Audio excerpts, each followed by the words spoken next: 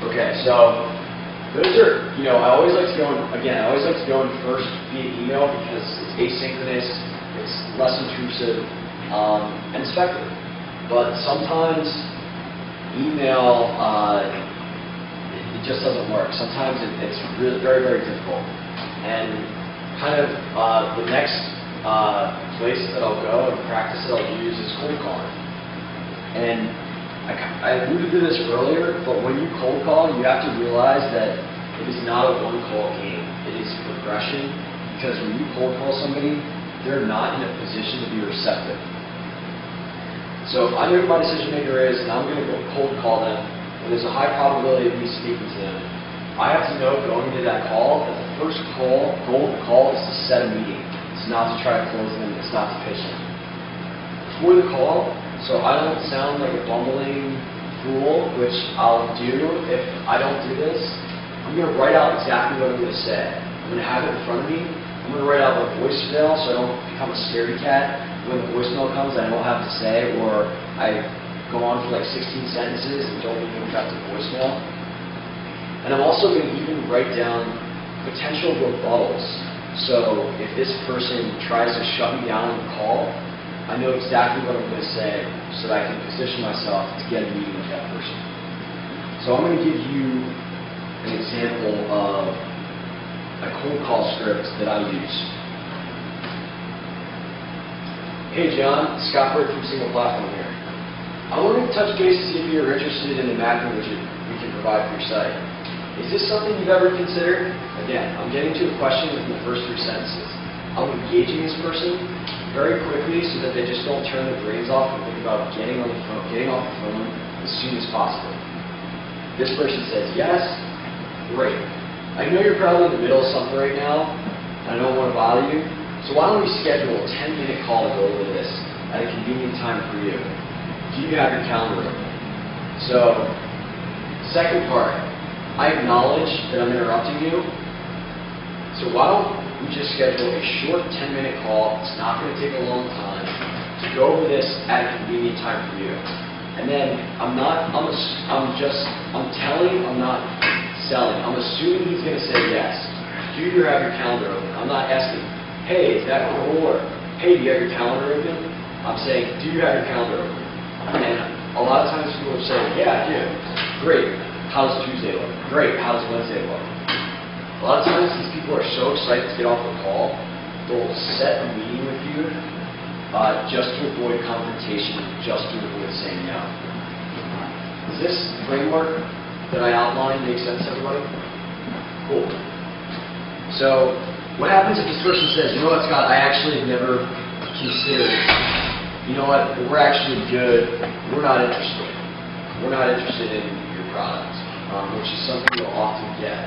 Let's go ahead and talk about what happens when you have a competitor that you can bring up in the conversation. Hey Scott, no, we're actually not interested in that widget. Hey, you know what? That's actually what competitor X said until we gave them a chance to show the benefits of our solution. Now we're partners. I think it's worth 10 minutes of your time. This right here is providing optics that I'm somebody worth working with if I've mentioned a competitor. A lot of times though, especially as a startup, you don't have a competitor that you can point to. So what more often than not that I'll do is accuse them of not caring about the obvious benefit. So, we're not interested. That's funny because average partners are actually seeing an additional 10% of customers go to their stores since adding our widget. Are you saying that that's not something worth spending 10 minutes to learn more about? And more often than not, when you frame it that way, like you're not interested in literally spending 10 minutes to find something that can move the needle this much. Like that's absolutely crazy. People are like, all right, yeah, you're right. I'll give you 10 minutes. I'll say, great. Do you have your calendar open? Immediately go to the calendar open so you can pencil yourself in. Another common rebuttal, aside from who don't actually want to work with you, could be, hey, we actually work with this competitor or semi-competitive company. How I like to respond to those, even when somebody is a direct competitor, is frame myself as a complementary solution. I don't want to start pitching and start talking about all the benefits. right then and there because the person's not receptive, and that can seem argumentative. I'd rather just want to simply say that we're a complementary solution. So when somebody says that, hey, you know what, that's great. Our products are actually complementary. Plenty of our best partners also work with that. I know many consider a 1-2 punch. I think it's a good idea to hop on a call early next week. Have 10 minutes on Monday. So, hey, not a big deal. We're a complementary solution. I think it's a good idea to hop on a call because a lot of people that we work with also work with them. And then again, I'm assuming that he's going to say yes. Do you have free 10 minutes to me on Monday? Voicemails.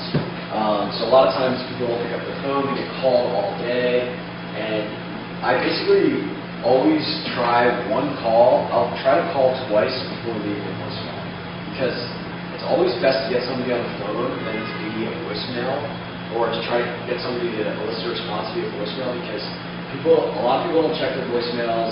They check them like 20 days after the voicemails, and they just like don't take voicemails seriously. So things to keep in mind, rules of thumb for the voicemail. Keep it short, give them a reason to call you back, and then say your phone number and email twice at the end. And it's so important to say your phone number and email twice at the end because often somebody will say their phone number and their email, and then I won't be able to record it fast enough, and then I'll have to go back and replay the voicemail over, and then I go through a cost-benefit analysis. Is it really worth me replaying this voicemail and talking this guy over? Again, the consistent theme of this is you want to make it as easy as possible for people to respond. So here's an example of voicemail. Hey John, Scott from Single Platform here. I was pretty bummed to see you didn't have a map image on your site. It's actually something we provide publishers like competitor X, Y, and Z for free. If this sounds interesting, please give me a call back at 555, my phone number. Again, that's 555, my phone number. Or if email is easier, just shoot me an email at Scott or at scott@singleplatform.com. So a couple things to notice about voicemail.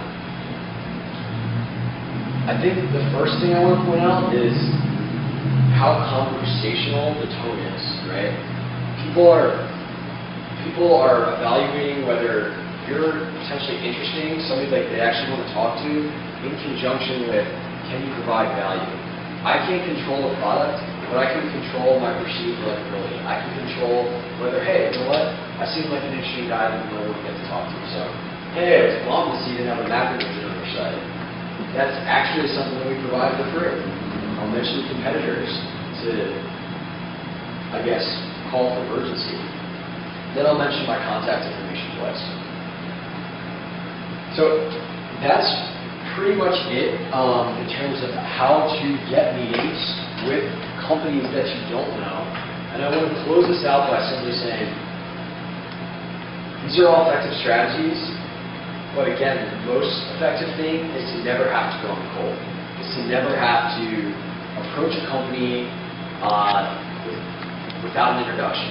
So the best thing you can do to optimize for this situation is build out a great network so that you never have to go cold. And my personal goal as a BD sales professional is to be 1 degree away from everybody that I ever potentially want to sell to so that I can always get in the door if I'd like to do a deal with a company. You know, I think the theme that I really want to highlight here, I get sales emails all day, every day from people that I don't know. They're all extremely rigid. There's not personality in them. People do not convey that they're interesting people that I'm excited to get on the phone with. So I think an effective practice that's just been extremely successful for me, other people in my company, is just to seem like a human in the copy of the email. So to talk and write like somebody that you actually want to have a conversation with, not like a robot sending 5,000 emails a day that truly doesn't really care about the nature of the business. So that's pretty much it.